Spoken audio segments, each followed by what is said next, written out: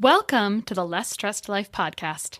This is your host, Krista Bigler, private practice integrative nutritionist, helping people across the U.S. reverse digestive issues, eczema, and autoimmunity via phone and video consult.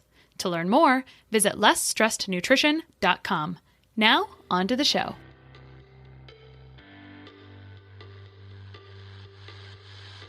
So here's the deal. Someone messaged me pretty recently and said something about weight loss, and it reminded me that we need to talk. It's the new year. People are talking about weight loss and weight management. And as a nutritionist, I need to tell you why I don't really do weight loss. And also, as you already know, it's a really flippin' confusing world out there in weight loss and weight management. And my brain thinks really strategically in how I want to be able to share some weight perspectives as I see them in today's society, and then tell you why I don't really employ a lot of these traditional methods. So I'm probably not going to be all inclusive, but I do think that these pillars that I want to share are pretty important. So they are including, we're going to talk a little bit about mindset and accountability as a piece, like mechanics 101 of weight loss, health at every size, and the intuitive eating movement, and then functional and foundational imbalances. But before we get into that, I think that it's probably fair to give you a little bit of my own quote unquote weight story, which was, I'll try to keep short. After having a couple babies back to back within a couple years of each other, I was feeling pretty bleh, just not great. And really looking back, it may have been less about my weight than it was about how I was identifying with myself and what I saw as my purpose in life than it was about weight. But I just didn't really feel that great. And as we've had these conversations in the past, I know Jessica McKinley, who's been on the show twice and does some life coaching and fitness coaching, says sometimes it's hard to work on the rest of yourself when your health is a mess. And so kind of before I forget this example, I have someone, I can think of a case right now where someone's got this migraine, and after getting a bunch of other data back on her, it's way more than that. There's a lot of problems underneath the surface, but it was hard to even see the symptoms of that because the migraine hurt so bad. And I think that weight can be the same way. It's like maybe there's a lot of other things under the surface, but because the weight hurt so bad for a lot of reasons, either it physically hurt or emotionally and mentally is taking a toll on relationships, etc. I think it can be hard to focus on anything else. So sometimes I used to get a lot more messages about this, and I kind of changed some things that were put online. People would email me and say, oh my gosh, I need weight loss. So my point is people will come to sometimes say, I need this. And I kind of, my contest to that is that let's have a conversation and talk about if that's what you really need, so I can offer some insight on if it's really what you need or if you should go in this direction, because you're not going to get weight loss if you don't rebuild this foundational piece. So I'm jumping ahead a little bit. So let's go back to the pillars. So people come wanting weight loss or weight management. What do you really need? So let's talk about these pillars and see if any of these you identify with. So I'm hoping that I give you an identifiable person here. So one thing that can be a real killer when we're working on weight loss or weight management is mindset and accountability. Notice I didn't really say motivation because I think that can be a double-edged sword. People are like, I don't have motivation. And that sort of is a mindset. So, I identify as someone who really needs a lot of accountability. So people can get accountability through these programs that offer community or creating your own community. And why is this important? So people are kind of inherently lonely. There's several published articles out there about how social media, for example, makes us feel even lonelier and gives us a kind of an inaccurate view of perfection and kind of fear of missing out. And it's probably why, I know it feels like I'm kind of off topic, but it's probably why accounts that scream like authenticity are really well loved, right? So when people are really honest and kind of raw about themselves, those things tend to be more popular. And I think there's, this is one reason why companies like Weight Watchers and Beachbody and gyms like Orange Theory and maybe even CrossFit gyms are successful. Just one reason is that they can work really well. And part of the reason that they can work so well is that they help with mindset and accountability and community. And actually, to be perfectly honest and transparent, I used one of these services that matched my own personality and lifestyle best to lose 20 pounds over a year or two before I went into private practice. And so I do think that this is a big piece. And so understanding if this is a piece for you, and maybe it's a piece for everyone, understanding if this is where you're falling short Is that the problem? Like, do you know what to do, but it's just implementing it? Is that the problem? Right.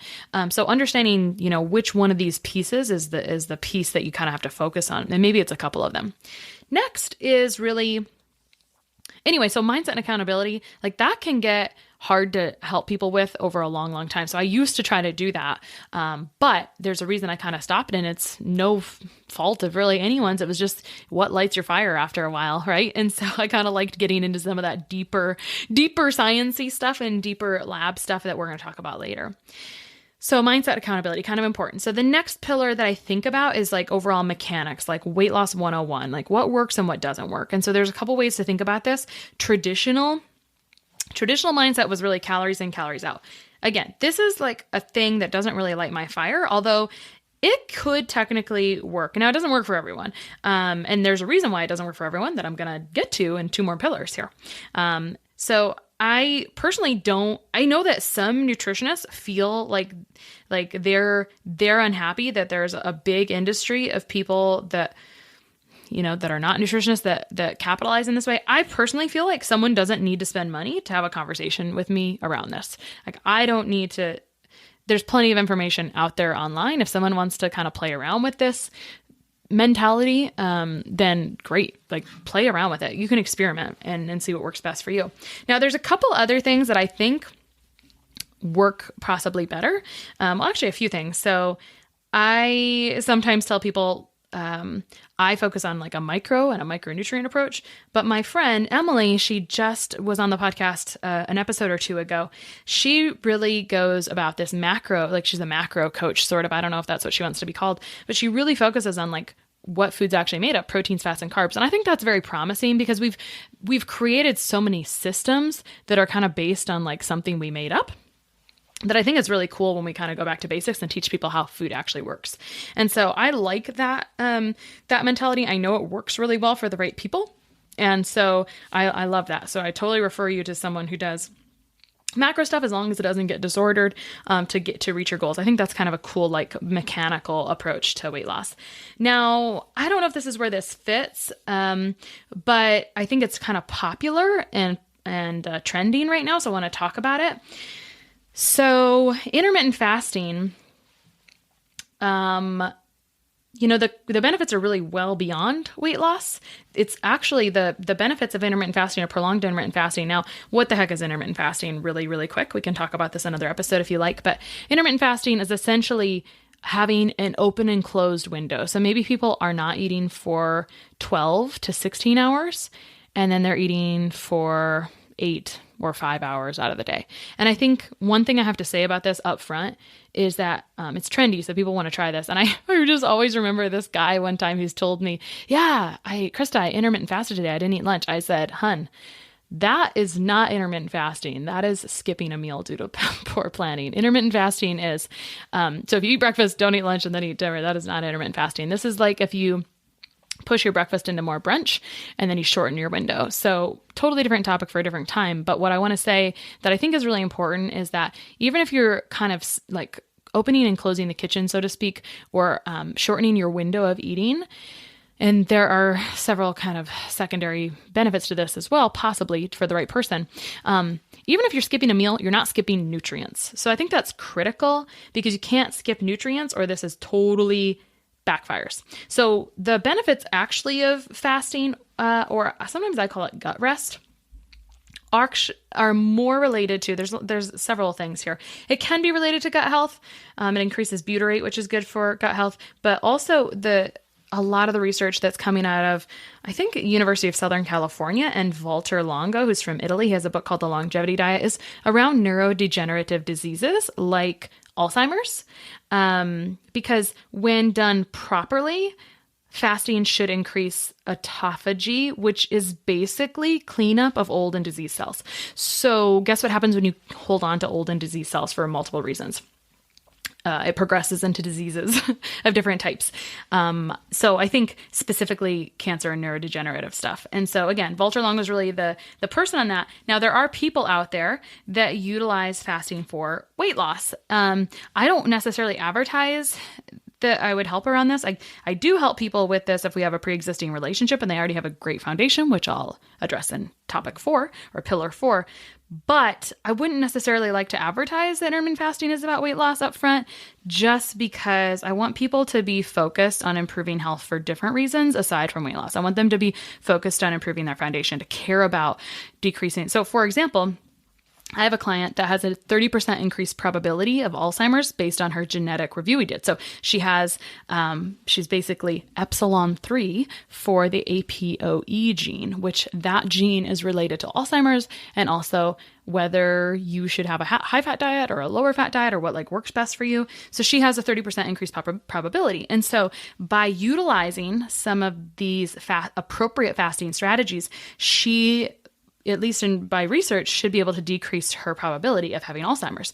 Great. And there's no contraindication from her case. Like she doesn't have any disordered eating. So we can work on safe fasting options together. So it's a fit for her, right? But I have to share it because it's being used as a weight loss strategy.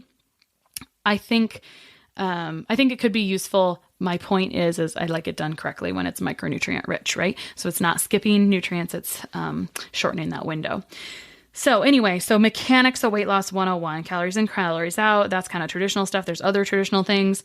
And then kind of what I more embrace, even though I don't really practice it, is more macro stuff. And sometimes, yeah, I do have to I call macro counting sometimes training wheels, and then learning, because sometimes you don't even know what you're doing. And so sometimes getting data helps you understand what you're doing. And then once you know what you're doing, you can just take the training wheels off and then ride the bike.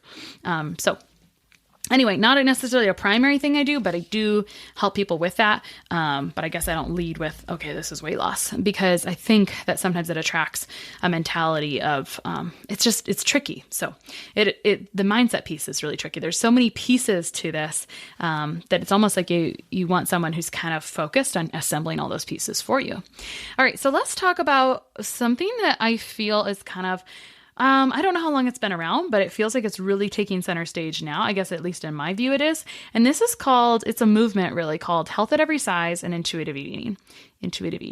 Now, I'm not an expert at those things, and I would refer you to the May 2017 episode from Lindsay Stenovic, who does a bomb job of explaining the tenets of intuitive eating, because I promise that they're not what you think, which is stop eating when you're full and eat when you're hungry. It's not like that. It's a lot more than that. So So the episode that Lindsay talks about this is called Trusting Your Nutrition Instincts in a World of Overwhelming Diet Culture.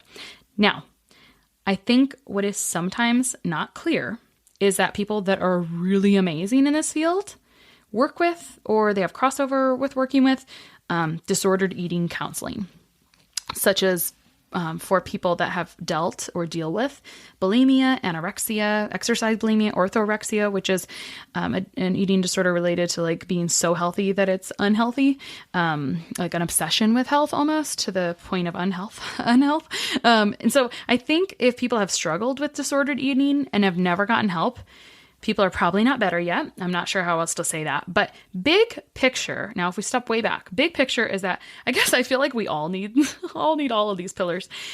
Big picture is that we all need body confidence and self-love. And if you don't want to see someone about this, which is fine, my preferred text or book on this topic is by dietitian Rebecca Scritchfield, and it's titled Body Confidence. Now, at this point, I feel like I can sort of I guess I look at how the marketing people put out, and I can kind of recognize which bloggers and which people are kind of subscribing to this messaging, or maybe the ones that have suffered from disordered eating, or maybe that's their community and who their audience is, which is great, because I think that the stats that say that, from these national organizations that say about 1 to 5% are affected by disordered eating are probably grossly understated. And at one time, the stats for those going to school for nutrition that had disordered eating tendencies were pretty staggering.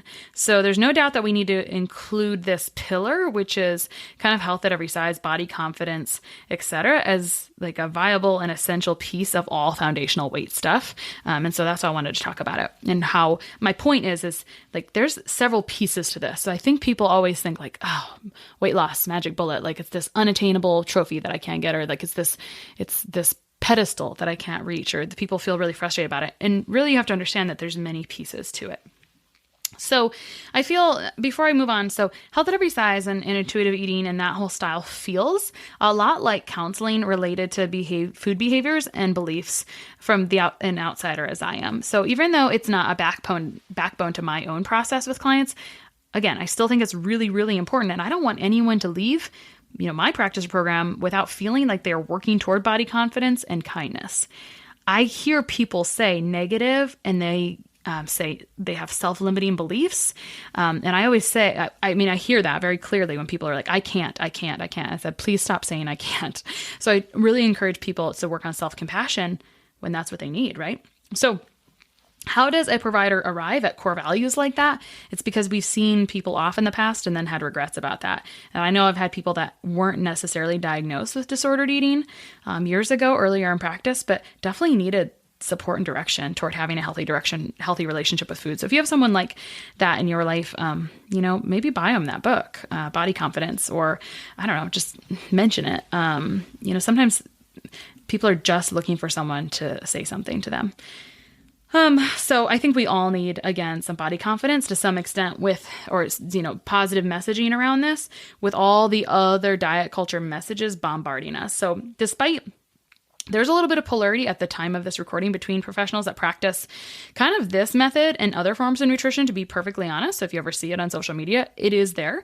But I really think what we need to be doing is having more open dialogue between body confidence principles and then bridging the gaps to the next pillar or bucket, which I'm going to talk about, which is underlying functional and foundational problems. So to recap, we've talked about a few pillars that are all important. So mindset and accountability, the mechanics of how it gets done, is that traditional, some newer stuff, what is it? The body confidence, health at every size piece. And then this is the conversation I have with people. Functional and foundational imbalances. I say, hey friend, I don't really do weight loss. I only deal with the underlying reason you cannot lose weight. So if that's not a fit for you and you're just obsessed with the weight loss, it's not going to work out between us. So let's talk about what functional and foundational imbalances can all mean. It might mean inflammation and gut health. You might group hormones under this. It would be hormones under this, but in my world, I still think hormones mean gut health, nutrients, and stress response.